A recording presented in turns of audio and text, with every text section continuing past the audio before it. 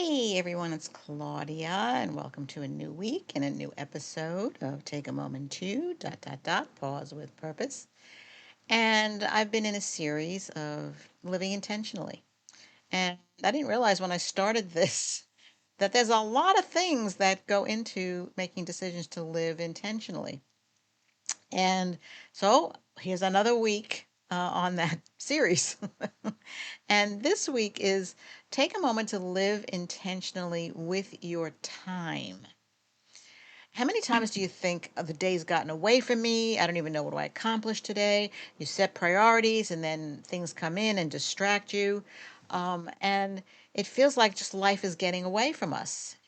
So I want to deal with all of that, not only from a practical standpoint, but also from a biblical standpoint. And what does God say about all of this?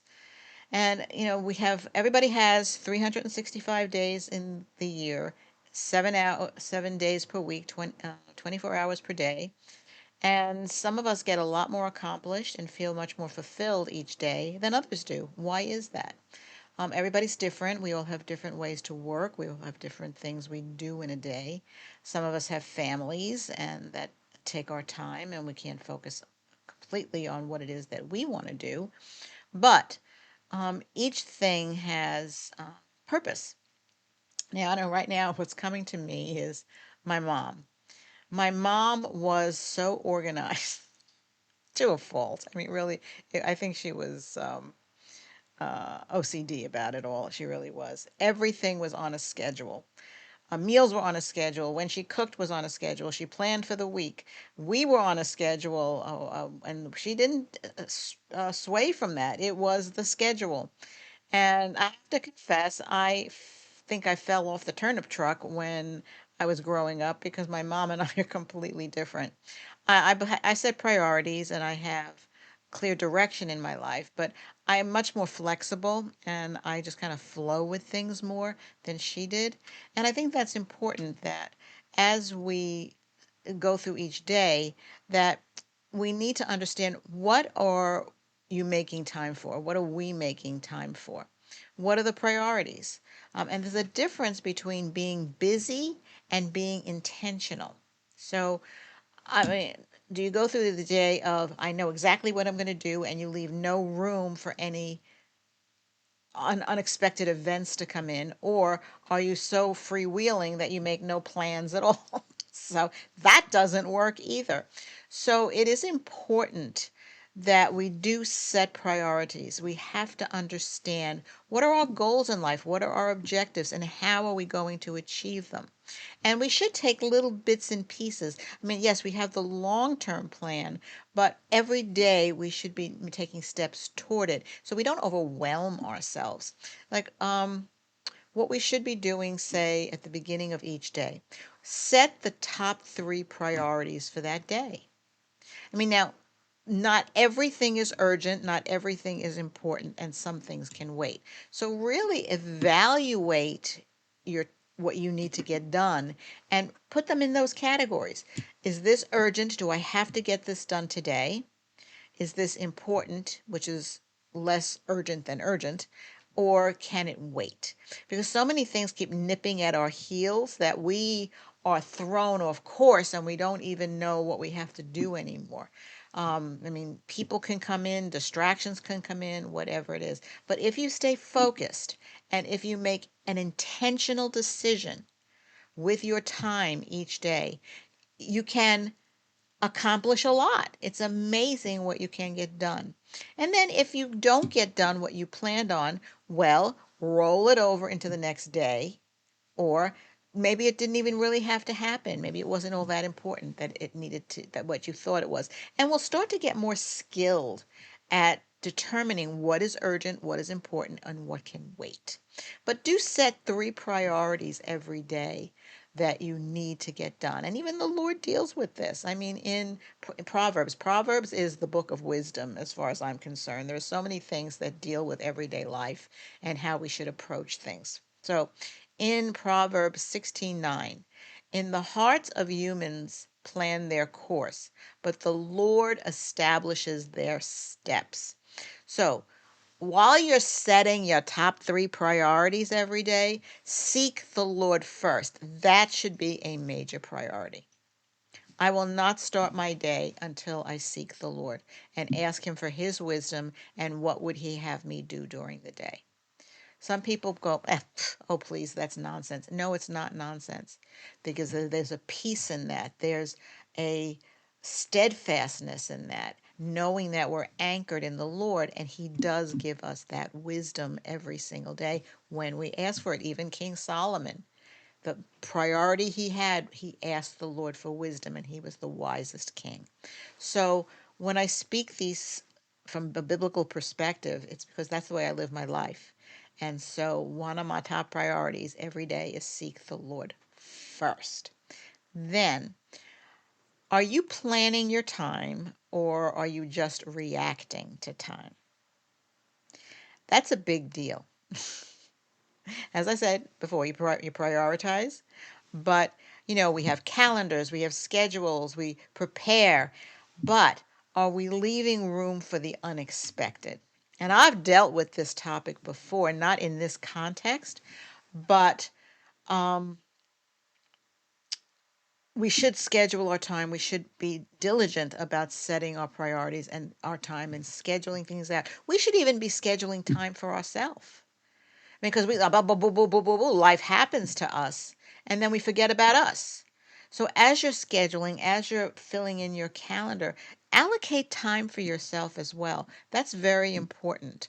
Um, so, I mean, and it can be kind of overwhelming when we see the calendar completely filled up. And I remember in the days when I was in corporate, oh my goodness, my calendar was so filled up, I had no time to breathe every day. And I would get to work at like 6:37 in the morning, and I wouldn't leave until 2 o'clock the next morning, because I was in meeting after meeting after meeting, and my day to get to tasks wouldn't start until maybe 6:30, 7 o'clock at night. And then there were projects dumped on me at the last minute for the next day.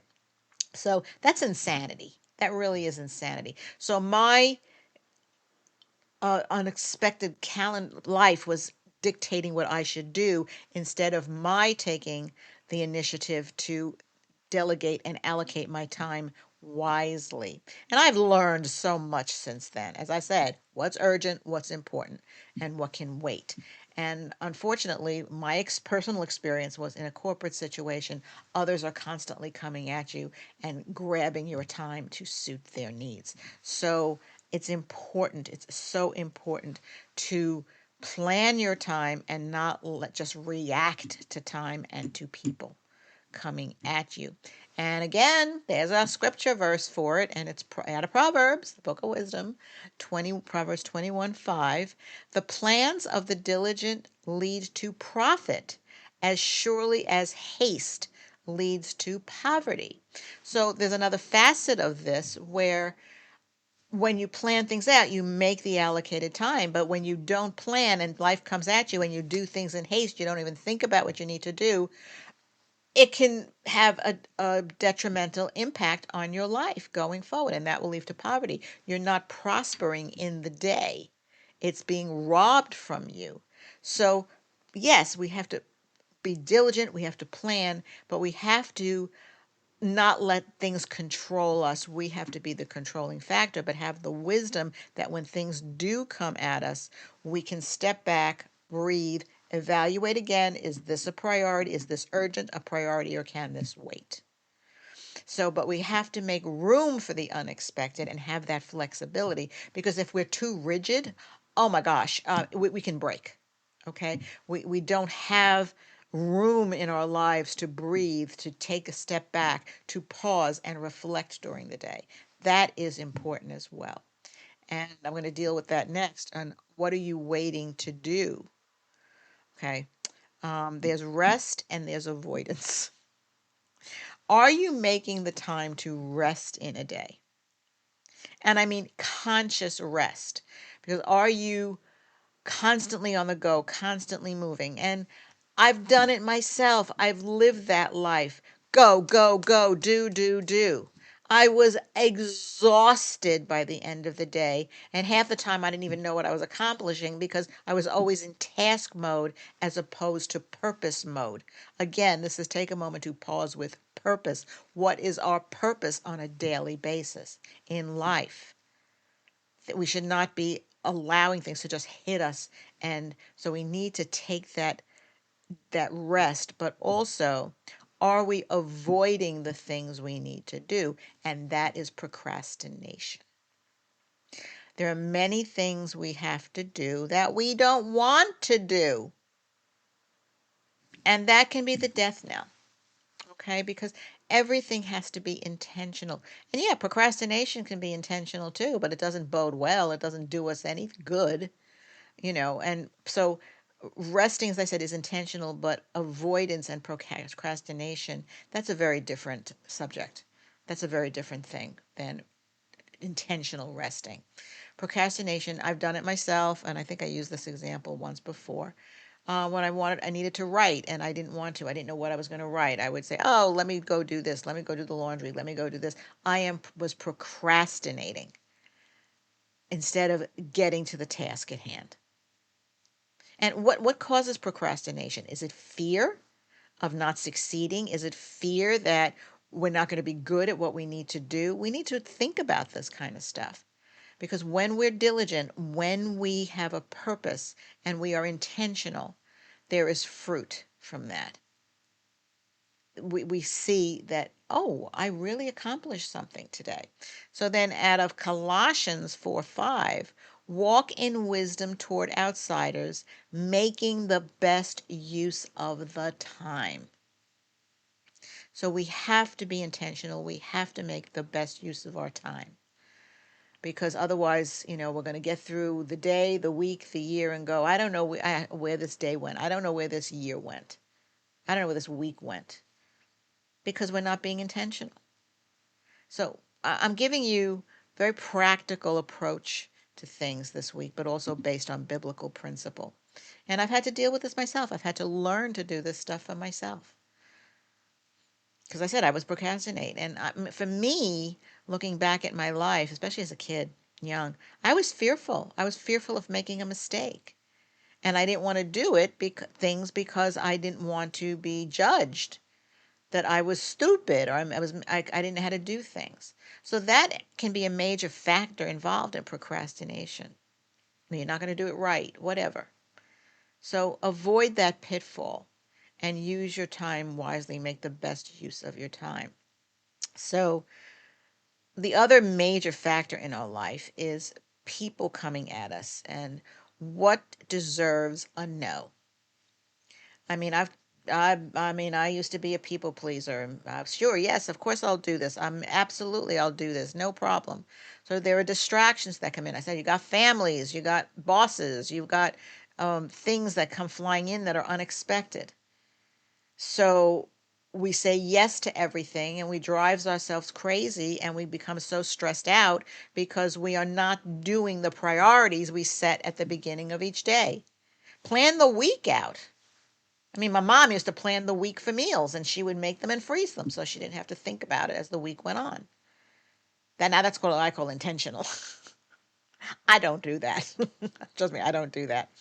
But I do plan my time. And for example, I've got certain times that I will do this podcast. I will record the podcast. I have to edit it. I have to set up the videos. Then I have to make my clips for each day of the week. So I have scheduled times during the week, during the days to do all of this. It doesn't just happen. I'm grateful I learned how to do this. I had to teach myself and I had to make the time to learn how to do this.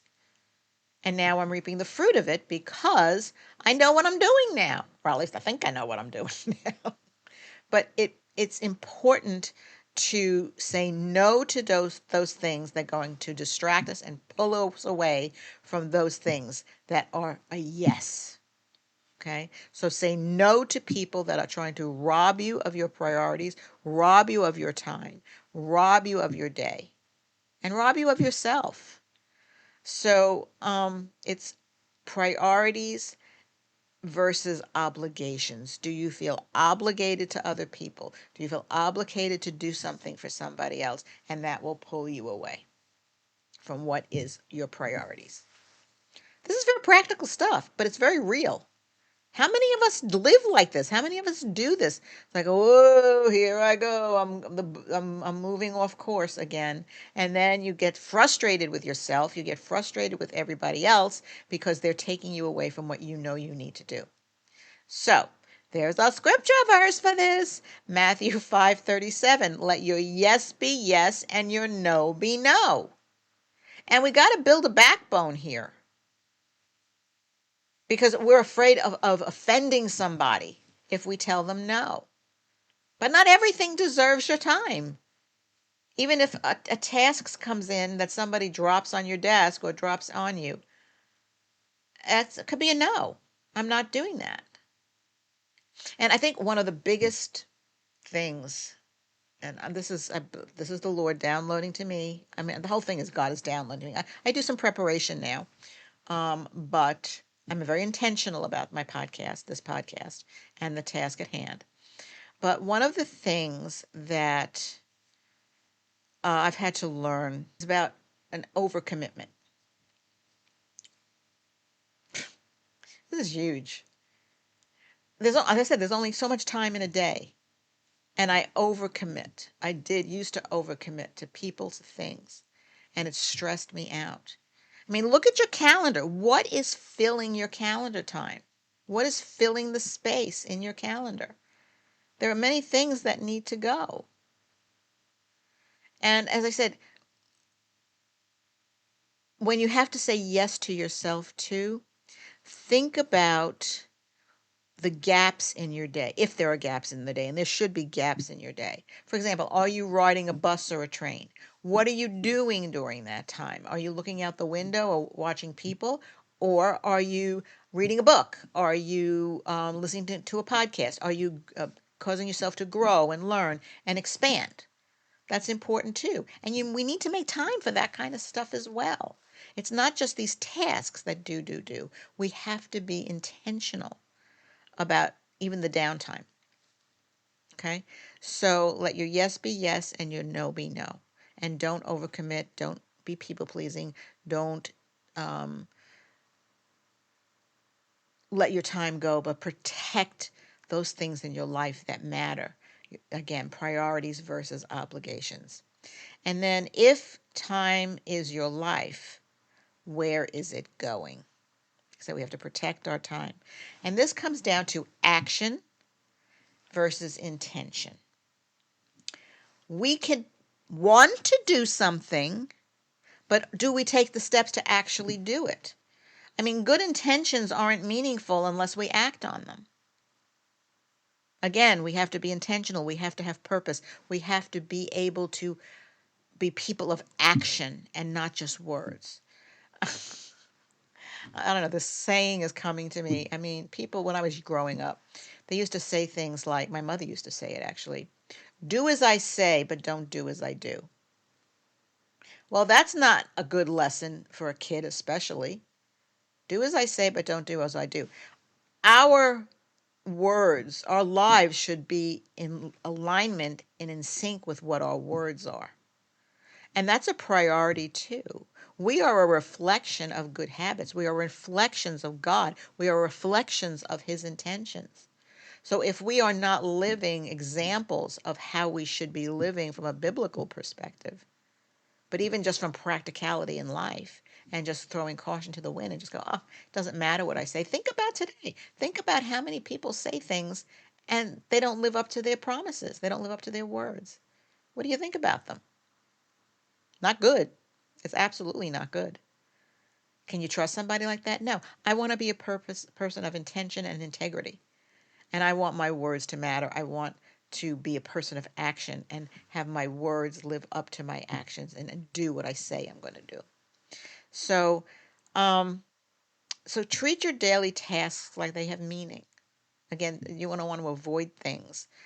Focus on the long-term impact of your efforts because that builds consistency on daily motivation. For example, being consistent is is important, because if we are lackadaisical and we do it one day, we don't do it the next day, that doesn't build any good habits. I'm a metabolic health coach, and I do this for myself. Every day I am intentional what I need to do for the business and what I need to do for myself from a health perspective. I constantly work on my health. I have these habits that I do every day, so I stay on course. I'm very intentional about that. I'm very consistent, and I get the support I need. As an actress, I'm very intentional about the way I approach acting and the way I approach auditions and scripts. There's a method to what I do. I don't just go at it and don't prepare. I prepare everything. I give myself room to discover, but there is a structure. We need to have structure in our lives, and that is a building block for long-term impact. Okay, this is not short term. Yes, we have short term goals, daily, hourly, whatever, but then weekly, monthly, and yearly for the long term goal. And it all builds on itself. So be consistent, be intentional in everything you do. So the scripture for this is Psalm 122, Psalm 128, 2. You will eat the fruit of your labor. Blessings and prosperity will be yours. So, and God blesses the work of our hands. He does. As long as we give everything to Him, we honor Him with the way we work. We are good stewards of the work we do, the blessings God gives us, the jobs that we have. We have to steward our time wisely and honor God in the process. So it's critical that we don't waste our time. We are intentional, we are purposeful, and we take a moment to live intentionally with your time.